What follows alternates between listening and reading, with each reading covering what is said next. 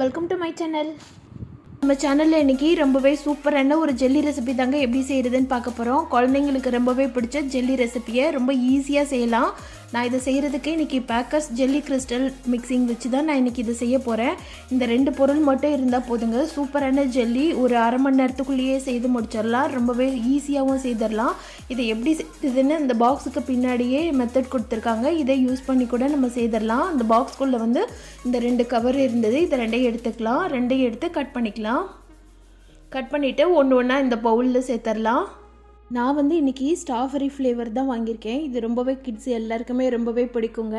இது செய்கிறதுமே ரொம்பவே ஈஸிங்க.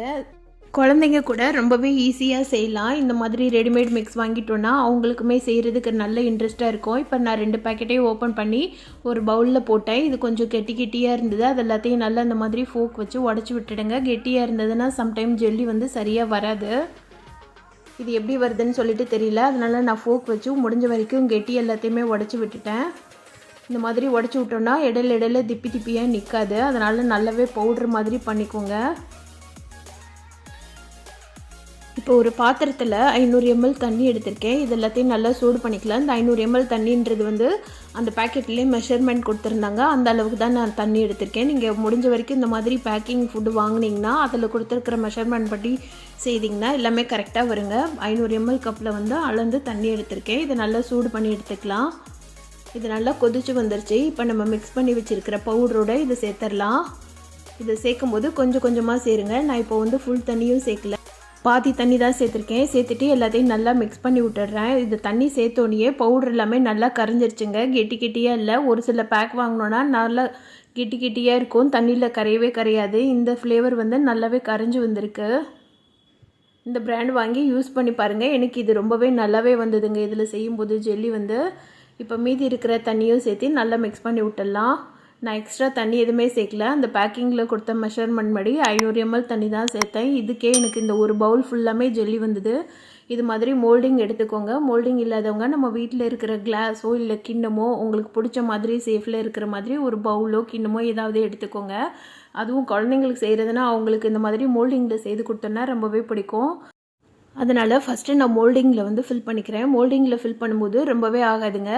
இந்த மாதிரி கொஞ்சம் கொஞ்சமாக ஸ்பூனில் எடுத்து இதில் ஸ்டோர் பண்ணிக்கோங்க. ஏன்னா இதை டைரெக்டாக ஊற்றினோன்னா கீழே மேலேயும் சிந்தும். அதனால் இந்த மாதிரி மோல்டிங் யூஸ் பண்ணுறதா இருந்ததுன்னா ஸ்பூன் யூஸ் பண்ணி அதில் கொஞ்சம் கொஞ்சமாக எடுத்து தண்ணி ஊற்றுங்க.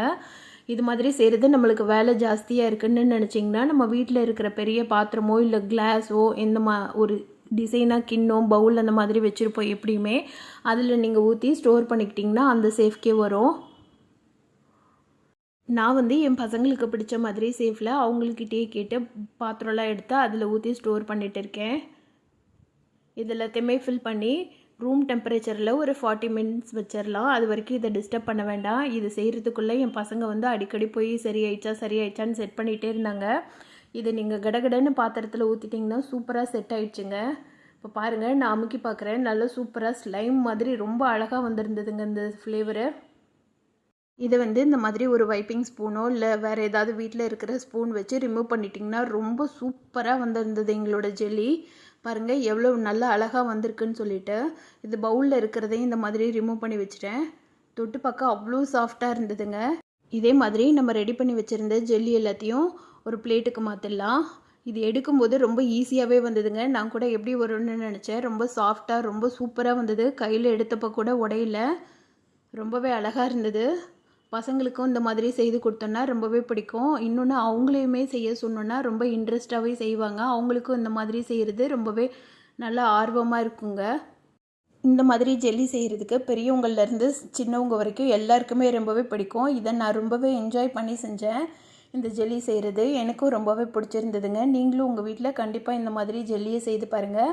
இது பாருங்கள், நம்ம மோல்டிங்கில் ஊற்றி வச்சோம்ல அந்த மாதிரி ஜெல்லி. இது வந்து குட்டியாக இருந்ததுனால கொஞ்சம் கொலன்னு ரொம்ப அழகாக வந்திருந்தது. இது பார்க்குறதுக்கே ரொம்ப சூப்பராக இருந்ததுங்க. கிறிஸ்டல் மாதிரி இருந்தது. நம்ம ரெடி பண்ணி வச்ச ஜெல்லி எல்லாத்தையும் இப்போ வந்து பீஸ் போட்டுடலாம். இதை கட் பண்ணுறதுக்கு இந்த மாதிரி நைஃப் வச்சுட்டு லைட்டாக கட் பண்ணாலே அவ்வளோ சாஃப்டாக கட் ஆகுதுங்க. நல்லா ஸ்லைம் மாதிரி இருந்தது. என் பசங்க இந்த ஜெல்லி செய்கிறத ரொம்பவே என்ஜாய் பண்ணி செய்தாங்க. பாருங்கள் எவ்வளோ ஈஸியாக சூப்பராக இருக்குன்னு சொல்லிட்டு. இந்த மாதிரி சம்மருக்கு பசங்களுக்கு செய்து கொடுத்தோன்னா ரொம்பவே விரும்பி சாப்பிடுவாங்க. இந்த ஜெல்லியை வந்து வெறுமனே சாப்பிட்டாலும் டேஸ்ட்டாக இருக்கும். அது இல்லைன்னா நம்ம மில்க் ஷேக்கு அல்லது ஃப்ரூட் மிக்ஸ் அந்த மாதிரி செஞ்சு சாப்பிடும்போது பசங்களுக்கு இதை சேர்த்து மிக்ஸ் பண்ணி கொடுத்தோன்னா ரொம்பவே விரும்பி சாப்பிடுவாங்க. சூப்பராக இருக்கும். இது பாருங்கள், நான் வந்து ஸ்லைம் கட் பண்ணுவோம்ல அந்த மாதிரி மோல்டிங்கில் வச்சு இது கட் பண்ணி எடுத்தேன். இந்த மாதிரி மெத்தடில் நீங்களும் உங்கள் வீட்டில் இந்த சம்மருக்கு ஜெல்லி வாங்கி செய்து பாருங்கள். பசங்களோட சேர்ந்து என்ஜாய் பண்ணுங்கள். இந்த வீடியோ பிடிச்சிருந்ததுன்னா இந்த வீடியோக்கு லைக் பண்ணி சேனலை சப்ஸ்கிரைப் பண்ணிவிடுங்க. Thank you friends.